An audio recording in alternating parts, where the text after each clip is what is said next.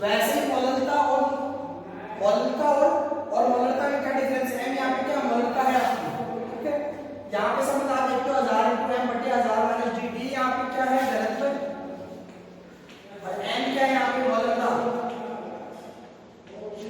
और विलय के मोलर द्रव्यमान निकाल देते तो आप क्या निकाल सकते हो? मोलरता से मोलरता निकाल सकते हो और मोलरता से मोलरता निकाल सकते हो आप। फिर देखो अम्ल के अंदर अगर अम्ल की हम बात करें तो मोलरता क्या होती है? क्षारकता गुणा मोलरता। अब बात आती है क्षारकता होती क्या है? देखो किसी भी विलयन के अंदर अम्ल क्या करते हैं? H+ आयन देते हैं, उसी को हम क्या कहते हैं? क्षारकता कहते हैं। प्रत्येक अम्ल का आयन हमें कितने H+ आयन दे रहा है उसको क्या कहेंगे? क्षारकता। जब क्षारक की बात करेंगे तो मोलरता क्या होगा? अम्लता गुणा मोलरता के बराबर होगी। तो क्या होगा? अम्लता किसको बोलते हैं? क्षार होगा जिसको हम क्या करेंगे? डिसॉल्व करेंगे, घोलेंगे इसमें पानी में। पानी में घोलने के बाद हम देखते हो कितने OH नेगेटिव आयन देता है वहां पे, उसको हम क्या कहते हैं? अम्लता कहते हैं। और इस प्रकार किसी भी क्षार के अम्लता याद कर सकते हैं। यदि हमें क्या पता हो? मोलरता पता हो, हमें ये पता हो कि वहां पे एसिड लिया है, हमने अम्ल लिया है, क्षार लिया है, यानी ये क्या आपस में संबंध है किसमें? नॉर्मलता मोलरता में और मोलरता और मोलरता में और नॉर्मलता और मोलरता में। ये हमें समझ पड़ी है। पीछे हमने पढ़ी थी सांद्रता की इकाइयां। अब हम आगे चलते हैं।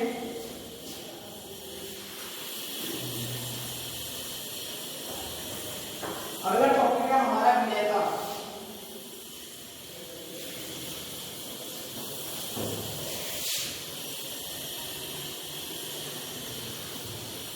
क्या टॉपिक है? विलयता।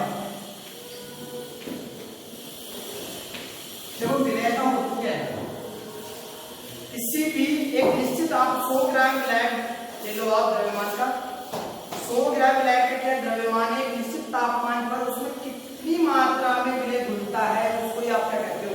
विलय कहते हैं।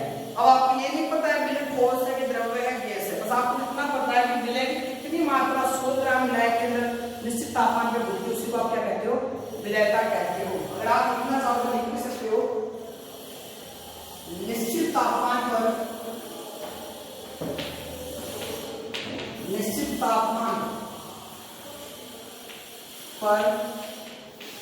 100 ग्राम विलायक, 100 ग्राम मान सकते हो या फिर ml ले सकते हो। 100 ग्राम विलायक में घुलने वाली विलय की संख्या को हम क्या कहते हैं? विलय की संख्या को हम क्या कहते हैं? विलयता कहते हैं।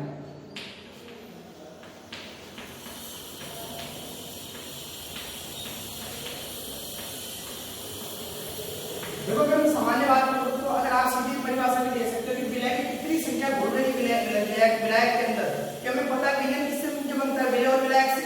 उसके अंदर विलय कितना घुल रहा है उसको हम क्या कहते हैं? उसकी विलयता बोलते हैं, ठीक है। आगे देखिए आप, सबसे हम पढ़ेंगे ठोसों में विलयता।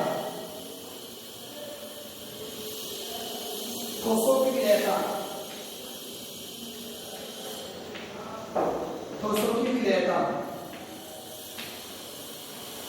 अब हमारे पास जो विलय है वो क्या है? ठोस है हमारे पास। अब ठोस की मात्रा कितने विलय 100 ग्राम विलय में कितनी घुलती है उसी को हम क्या कहेंगे? ठोस की विलयता बोलेंगे उसको। अब देखो कुछ चीज होती है जिनको प्रभावित करती है कि ठोसों की विलयता किस किस पर निर्भर करती है। तो सबसे पहले आपकी प्रकृति, तो आप क्या लेते हो इसके अंदर? विलय की प्रकृति। क्या लोगे? विलय की प्रकृति। विलय की प्रकृति क्या बताना है आपको? इनकी विलयता को प्रभावित करने वाले कारक, ठोसों की विलयता को कौन कौन प्रभावित करते हैं? तो सबसे पहले आप पढ़ रहे हैं उसमें विलय की प्रकृति। इसके लिए आपको एक डेफिनेशन आती है लाइक डिसॉल्व लाइक। तो थोड़ा सा इसे ध्यान रखना है। लाइक डिसॉल्व लाइक, या फिर लिखता हूं समान समान को बोलता है।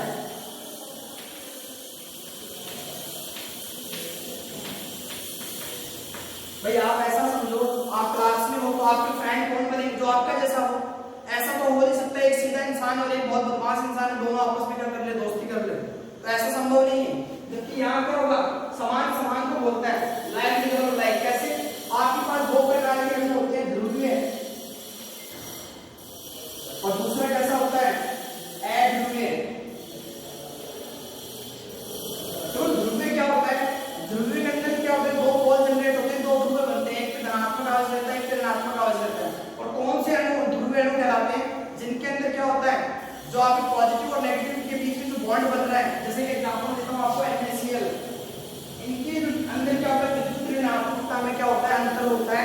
बंध में, इस बंध को हम क्या कहते हैं, ध्रुवीय बंध बोलते हैं। और ये मॉलिक्यूल क्या कहलाता है, ध्रुवीय बंध कहलाता है। इसकी विलयता में क्या कहलाएगी, ध्रुवीय विलय। अब देखिए ध्रुवीय विलय क्या करता है, ध्रुवीय विलायक में ही क्या होता है, घुलता है। ये ध्यान में रखना, ध्रुवीय विलायक में ही घुलता है। और जबकि अध्रुवीय किसमें होगा, अध्रुवीय विलायकों में घुलेगा।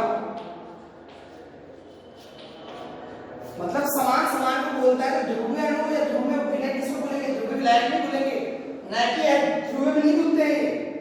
जबकि अगर हम अध्रुवीय की बात करें तो किसमें घुलेंगे, अध्रुवीय विलायक में ही घुलेंगे। वरना नहीं, ऐसा नहीं कि आप इसको ध्रुवीय में बोल दोगे, नहीं। जैसे इसके एग्जांपल में दे दिया आपको NaCl के एसिड, सभी के एसिड ध्रुवीय विलय हैं हमारे। और विलायक क्या होता है, ध्रुवीय विलायक। पानी है हमारा, वो हमारा क्या होता है, ध्रुवीय विलायक होता है। ये नमक वगैरह आप देखकर आसानी से घुल जाते हैं, किसमें, पानी में घुल जाते हैं। हम कहते हैं समान समान को बोलता है, इसी का लाइन ध्यान में रखनी है आपको। दूसरा देखते हैं अध्रुवीय। अध्रुवीय में हम क्या लेते हैं, आयोडीन लेते हैं। और हम क्या लेते हैं, सीधे क्लोराइड लेते हैं, आयोडीन और सल्फर। सल्फर ये अध्रुवीय ठोस है, ये मिला के ठोस है।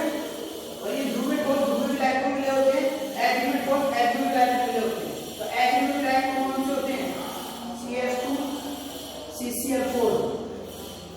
अब आपको एक और चीज और बता देता हूँ, ये ध्रुवीय विलायक है, ये अध्रुवीय विलायक है, दोनों का पता तो चल जाता है आपको, ध्रुवीय का पता चल गया। तो ये विद्युत ऋणात्मकता में अंतर होता है बंध के बीच में, तो वहां पे जो ठोस बनता है वो कैसा बनता है, ध्रुवीय ठोस बनता है। जबकि अध्रुवीय की बात करो तो यहाँ पे बराबर की साझेदारी होती है। यदि वो एक इलेक्ट्रॉन देगा तो बदले में एक इलेक्ट्रॉन लेगा।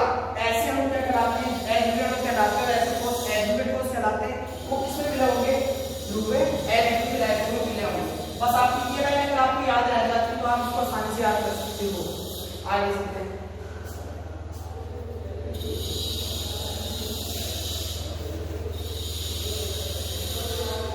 दूसरा पॉइंट, एक पॉइंट हमने देख लिया क्या, विलय की प्रकृति।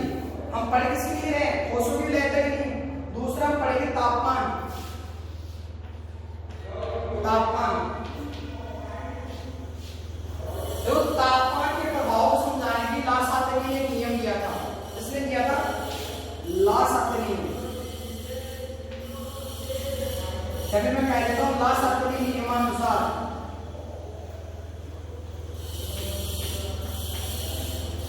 दो प्रकार से विक्रिया होती है। अगर आपने ध्यान दिया हो तो एक तो होती है ऊष्माशोषी और एक क्या होती है, ऊष्माक्षेपी। देखो लासाते ने क्या बताया, आप क्या लेते हो, एल में लेते हो। एल में का मतलब यहाँ पे विलय को भुला हुआ नहीं है, एल में ले रहे हो आप, ठीक है। साथ में दे देते हो, विलय लेते हो आप, और वो मिलके क्या बनाते हैं, संतृप्त विलयन बनाते हैं। संतृप्त विलयन, और ये दोनों एक दूसरे के क्या होते हैं, उत्क्रमणी होती है विक्रिया। इससे आप एल्डिहाइड विलय से संतृप्त विलयन बना सकते हो, संतृप्त विलयन से विलय और एल्डिहाइड बना सकते हो। तभी हम डबल एल्डिहाइड नोट करते हैं, इसको हम क्या करते हैं, उत्क्रमणीय विक्रिया है हमारे पास। अब देखो उन्होंने क्या कहा, संतृप्त विलयन बनता है। संतृप्त का मतलब क्या होता है, संतृप्त का मतलब ये होता है किसी चीज में आप घोलना चाहो फिर वो घुलना बंद हो जाए। एक बार आप एक गिलास पानी लेंगे, उसमें नमक घोलते जाइए, एक कंडीशन ऐसी आएगी उसमें नमक घुलना क्या हो जाएगा, बंद हो जाएगा। उस कंडीशन को हम क्या बोलते हैं, वो कैसा विलयन है, संतृप्त विलयन है। उसमें आप और किसी भी प्रकार का विलयन को नहीं बोल सकते। फिर देखिए आप, हमें जानते हैं ऊष्माशोषी और ऊष्माक्षेपी दो विक्रियाएं होती है हमारे पास। तो ऊष्माशोषी में तो क्या होता है, ऊष्मा का अवशोषण होता है, जबकि ऊष्माक्षेपी में क्या होता है, ऊष्मा बाहर निकलती है। मैं यहाँ पे इसकी रिएक्शन लिखता हूँ। मान लो आपने क्या लिया, विलय प्लस विलय, इसको आपको क्या दी, ऊष्मा देनी पड़ रही है, तभी तो यह अवशोषित करेगा उसको, और क्या बना देगा आपके पास, विलयन। विलयन ये किसकी विक्रिया होगी, ऊष्माशोषी की। जब ऊष्माक्षेपी की अगर मैं बात करूं तो इसमें क्या होगा, विलय प्लस विलय क्या बनाएगा, ये विलयन प्लस ऊष्मा, ऊष्मा बाहर निकलेगी इसमें। अब देखो लास्ट आते के लिए क्या कहा, लास्ट आते के लिए कहा कि इसको हमें ऊष्मा देनी पड़ेगी। तो इसका डेल्टा क्या है, इसका मान लो वो क्या होगा, 0 से ज्यादा ही होगा।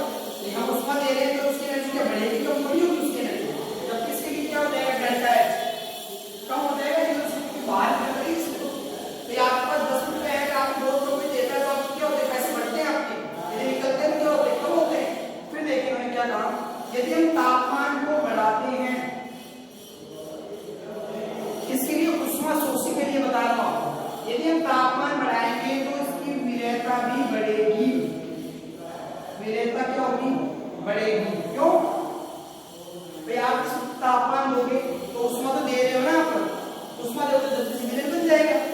तो इसमें क्या होता है, आप टेम्परेचर देखते हो तो क्या होता है, विलेयता बढ़ती है। जबकि बात करूं उष्मा क्षेपी के लिए, इसमें अगर आपने तापमान को बढ़ाया, आप देखो तापमान को तो बाहर निकाल रहे हैं, जबकि आप बढ़ा रहे हो उसको, बढ़ा रहे हो तो बाहर क्या होगा, निकलेगा, तो जोड़ने से जो तापमान निकल रहा है वो नहीं निकलेगा, क्योंकि आप खुद दे रहे हो उसको तापमान, कम कहां से होगा उसके पास तापमान। तो यहाँ पे विलेयता क्या होगी, घटती है, विलेयता क्या होती है, घटती है। मैं आपको बता देता हूँ, यहाँ पे P क्या होता है, इनवर्सली प्रोपोर्शनल होता है S के, ऐसे ही सॉल्युबिलिटी यानी विलेयता, तापमान बढ़ाओगे विलेयता घटेगी, और तापमान कम करोगे विलेयता बढ़ेगी। और यहाँ पे क्या होता है, P क्या होता है, समानुपाती होता है विलेयता के, उष्मा शोषी के लिए। ये था हमारा तापमान का प्रभाव इस पे ठोसों की विलेयता में, और ये किसने बताया, लास के नियमानुसार देखेंगे। अब हम आगे चलते हैं, अब हम देखेंगे गैसों में विलेयता, गैसों की द्रव्य में विलेयता, गैसों की द्रव्य में विलेयता, गैसों की द्रव्य में विलेयता, गैसों की द्रव्य में विलेयता। वहां किसकी पड़ी, ठोसों की द्रव्य में विलेयता पड़ेगी। देखो मैं NaCl को पानी में बोला था, आपको पानी बोल रहे हैं, ठोस को पानी में बोला था, यहाँ किससे बना पड़ेगी, गैस की द्रव्य में विलेयता। सबसे पहले बात आती क्या, प्रकृति, जो वहां पे पड़ी थी विलय की प्रकृति थी, यानी वहां ठोस की प्रकृति थी, यहाँ पे विलय कैसा है, गैस है, यहाँ किसकी प्रकृति पड़ेगी, गैस है। इसमें तो आपको ज्यादा याद रखने की आवश्यकता नहीं है, इसमें तो कुछ चीजें ऐसी होती है जो अपने अंदर ज्यादा चीजों को घोल सकती है, यानी जिसकी घुलनशीलता क्या हो ज्यादा हो रही है, उसमें क्या होते हैं, घुल जाते हैं। जैसे कि एग्जांपल दे रखा है आपके एनसीईआरटी बुक में दे रखा है कि कार्बन डाइऑक्साइड है आपकी, वो क्या होती है, एग्जांपल दे रहा हूं उदाहरण, कार्बन डाइऑक्साइड होती है, वो वाटर में क्या होती है, आसानी से घुलती है, किसकी तुलना में, डाई ऑक्सीजन डाई हाइड्रोजन की तुलना में क्या होती है, की तुलना में।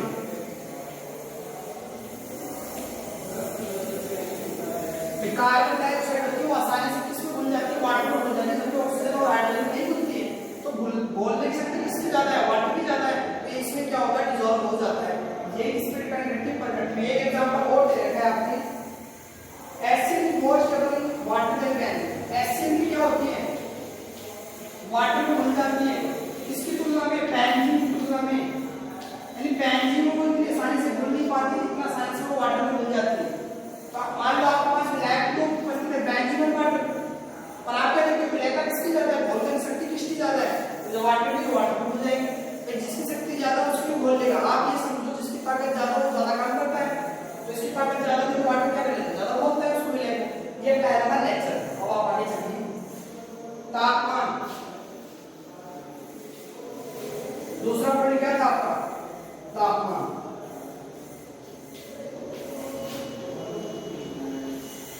देखो तापमान जब अगर आप बढ़ाते हो, अभिक्रिया कौन सी है, उष्मा क्षेपी। उष्मा क्षेपी में वहां क्या हुआ था, उष्मा क्षेपी में जब आपने तापमान बढ़ाया था तो विलेयता क्या हुई थी, घटी थी। जबकि यहाँ गैसों में तापमान जब आप बढ़ाते हो तो गैसों की विलेयता क्या होगी, कोई जल्दी बोले, जैसे मान लो आप पानी ले लिया, ऊपर आपने कुछ ऑक्सीजन ले लिया, ठीक है, जैसे पानी को आप गर्म करोगे भाप बनेगी, भाप क्या होगी, ऑक्सीजन घुल जाएगी, यानी विलेयता क्या हो रही है, तापमान बढ़ाने पर बढ़ रही है, जबकि वहां कम हो रही थी। तो यार टेम्परेचर बढ़ाने पर क्या होती है, विलेयता बढ़ती है। बस इतना सा ध्यान रखना है आपको। फिर हम आगे चलते हैं, प्रेशर, दाब, दाब देखेंगे, ये यहाँ पे बहुत इंपॉर्टेंट है आपके लिए, दाब, इसको इंपॉर्टेंट करेंगे।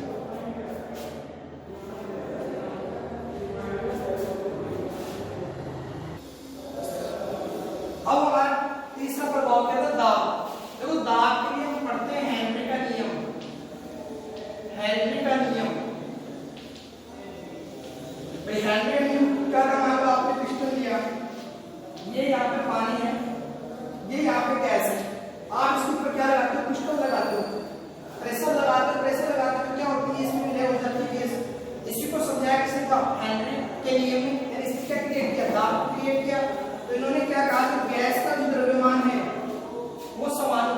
होता है किसके, दाब के, एमपी के, प्रेशर के। तो इसके अंदर जितनी गैस होगी उसका तो प्रेशर पड़ेगा पानी के ऊपर, तो क्या होता है उसका समानुपाती होता है। ये क्या है यहाँ पे, गैस का द्रव्यमान, गैस का द्रव्यमान, जबकि ये हमारे पास क्या है, दाब।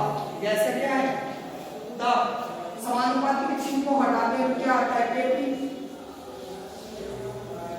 आता है ना, समानुपाती केपी। आगे देखिए आप, स्थिर ताप पर किसी विलायक के, स्थिर ताप पर किसी विलायक के, स्थिर ताप पर किसी विलायक के, किसी विलायक के इकाई आयतन, इकाई आयतन,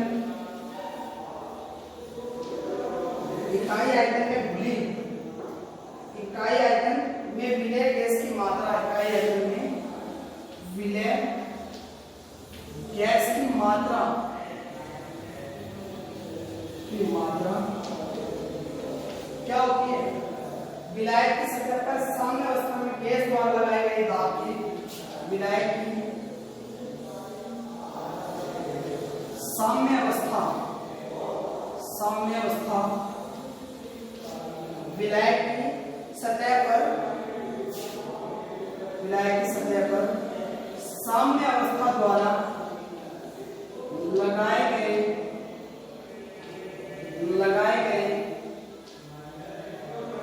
साम्य अवस्था में गैस द्वारा लगाए गए दाब की समानुपाती होती है, समानुपाती होती है। या आप इससे रेफरेंस दे रहे हो, समानुपाती होती है, इसके द्वारा गैस द्वारा लगाए गए।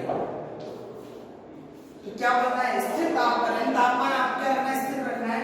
यदि किसी विलायक इकाई आयतन में विलय गैस की मात्रा है वो किसके समानुपाती होती है, विलय गैस की मात्रा है द्रव्यमान कितना घोला है आपको, उसकी मात्रा किसके समानुपाती होती है, गैस के दाब के समानुपाती होती है। ये आपने डेफिनेशन किसने दी थी, हेनरी के नियम ने दी थी। आगे देखिए आप, अगर आप यहाँ पे टेम्परेचर को बढ़ाते हो, ये तो स्थिर ताप पे थी, मान लो भाई आपने यहाँ पे टेम्परेचर को बढ़ा दिया तो K का मान बढ़ जाता है, और K यहाँ पे क्या है, हेनरी स्थिरांक है। क्या है, हेनरी स्थिरांक, हेनरी स्थिरांक। ये रिलेशन आपको ध्यान में रखना है, यदि अगर आप तापमान बढ़ाते हो तो हेनरी स्थिरांक का मान भी क्या होता है, बढ़ता है। अब आप देखो, मान लो ये m आपके पास 10 है, ये आपके पास 8 था, ये आपके पास 2 था, आपने तापमान बढ़ाया तो ये 9 हो गया, तो ये किसके बराबर हो जाएगा, फिर 1 के। यानी जैसे जैसे आप तापमान बढ़ाओगे तो K का मान बढ़ता है, तो P का मान तो क्या होता है, घटेगा भी। ये बढ़ेगा तो ये तो घटेगा ना, फिर K क्या होता है, इनवर्सली प्रोपोर्शनल, उधर ले जाओ इसको आप, व्युत्क्रमानुपाती है, इसको बढ़ाओगे तो ये कम हो जाएगा, तो कैलकुलेशन क्या होगा, कम हो जाएगा। अब प्रेशर कम हो जाएगा तो गैस की विलयता भी क्या होगी, भाई हम पढ़ के आ रहे थे गैस की विलयता के समानुपाती होता है तो दाब की, तो दाब में कम हो रहा है, विलयता भी क्या हो जाएगी, घट जाएगी विलयता, तो विलयता भी क्या होगी, ऐसे क्या हो जाएगी, घट जाएगी। इसको लिखिए ना विलयता। ये बताया था किसने, हेनरी के नियम ने। इसके बाद में हम इसमें ग्राफ देखेंगे गैसों की विलयता में, गैस की विलयता और साम्य दाब या साम्य अवस्था दाब मिलती है इसमें, ठीक है, गैस दाब। तो हमें ये एक सीधी रेखा मिलती है, बस इतना ध्यान में रखना है। हेनरी ने क्या कहा, जब आप गैस की विलयता साम्य दाब के साथ ग्राफ बनाते हो तो आपको क्या मिलती है, सीधी रेखा मिलती है। ये भी किसने बताया, हेनरी ने बताया। फिर एक और देखिए आप,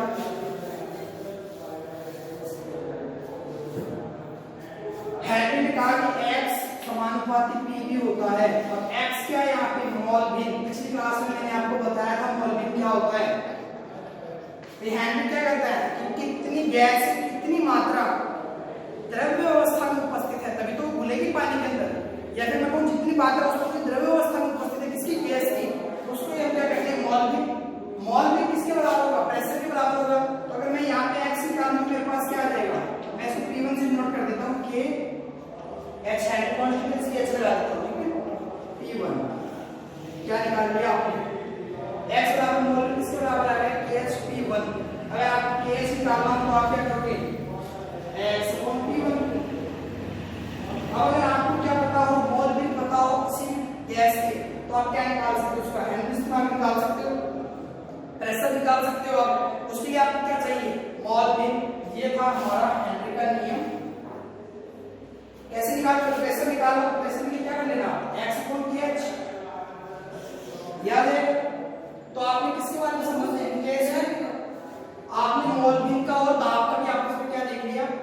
संबंध को देख लिया। अब इसकी देखते हैं स्थिर ताप पर विलयन की गैस की, तो इस पर क्या कहते हैं, स्थिर ताप पर विलयन की गैस की आयतन की मात्रा दाब से अप्रभावित रहती है। अगर स्थिर ताप की बात कर ली जाए, रिवॉल्विंग में टेंपरेचर का इफेक्ट होता है, स्थिर ताप की बात कर ली जाए तो गैस की मात्रा क्या होती है, दाब से अप्रभावित रहती है। तो आप लिख लोगे यहाँ पे स्थिर ताप पर विलयन में, स्थिर ताप पर मात्रा क्या करेंगे ना, स्थिर ताप पर विलयन में गैस की मात्रा दाब से अप्रभावित रहती है,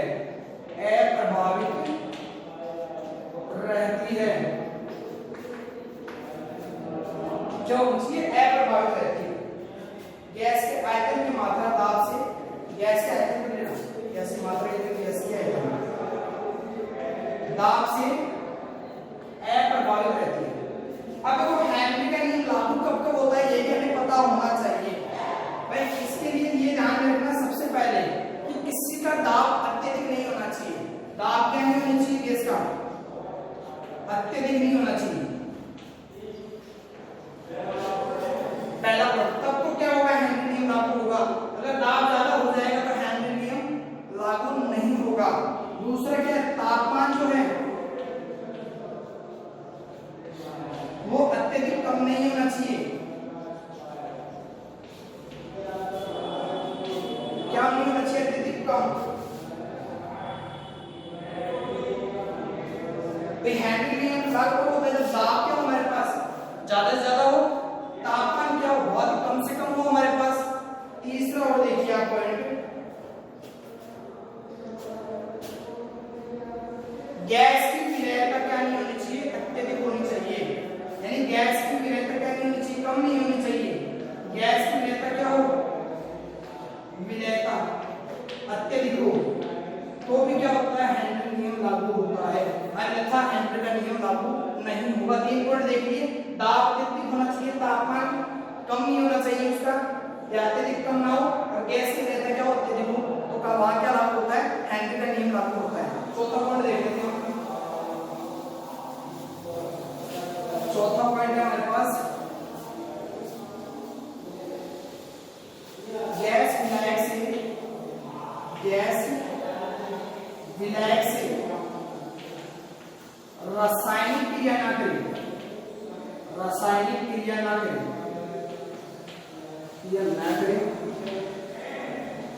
विलायक के साथ गैस नहीं करनी चाहिए, रासायनिक क्रिया नहीं करनी चाहिए।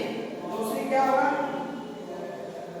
एवं संगुणित तथा आयनिक नहीं हो, एवं संगुणित जुड़े नहीं आपस में, संगुणित तथा आयनिक नहीं हो, आयनिक